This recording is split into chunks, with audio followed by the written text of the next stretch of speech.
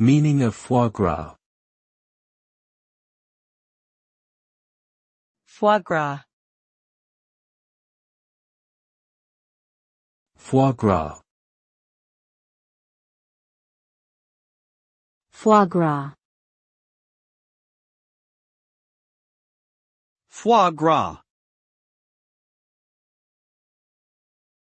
Foie gras is a French term that translates to fatty liver. It refers to a luxury food product made from the liver of a duck or goose that has been specially fattened. The process involves force-feeding the bird several times a day, leading to a diseased and enlarged liver.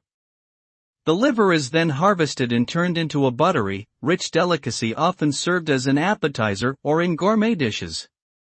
Despite its popularity, foie gras has sparked controversy due to animal welfare concerns surrounding the force-feeding process.